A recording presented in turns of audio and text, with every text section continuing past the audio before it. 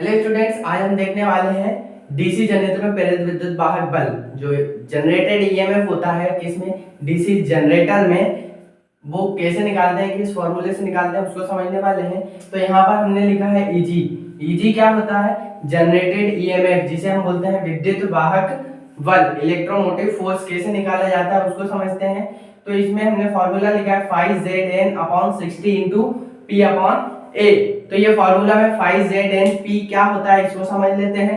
तो जो 5 होता है वो होता है प्रति पोल फ्लक्स, मतलब एक पोल पे कितना फ्लक्स बन रहा है, जनरेट हो रहा है, वो आपको काउंट करना होगा।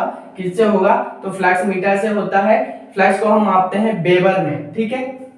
फिर इसके बाद आता है Z। तो Z क्या होता है? कुल चालक, मतलब टोटल जो कंडक्टर्स होते हैं उसमें कितने हैं, आर्मेचर में कंडक्टर्स की संख्या, वो Z से डिनोट करते हैं। फिर N जो होता है वो होता है घूर्णन गति, जिसे हम आरपीएम में मापते हैं, रोटेशन पर मिनट या रिवोल्यूशन पर मिनट हम जिसे कहते हैं, ठीक है। इसके बाद आता है P। P मतलब होता है पोल्स, कितने पोल्स होते हैं। तो जनरली जो जनरेटर होते हैं उनमें मिनिमम 2 पोल हो सकते हैं और मैक्सिमम 8 पोल हो सकते हैं।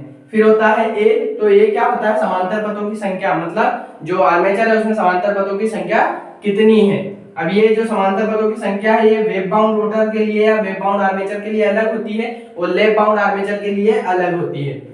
तो पहले हम देखते हैं वेव बाउंड आर्मेचर। जो वेव बाउंड आर्मेचर होता है उसमें ए बराबर होता है 2, मतलब समांतर पथों की संख्या जो होगी वो कितनी होगी? 2 होगी।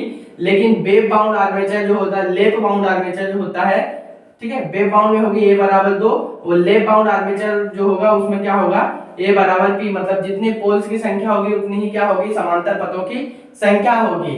तो ये हो गया हमारे पास फॉर्मूला उसका।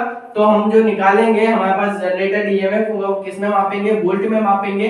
वोल्टेज किससे मापते हैं? तो वोल्टमीटर से मापते हैं। और वोल्टमीटर से मापते हैं तो उसको वोल्टमीटर को कैसे लगाते हैं परिपथ में? तो उसको लगाते हैं हम समानांतर क्रम संयोजन में, परिपथ में हम वोल्टमीटर को संयोजित करते हैं।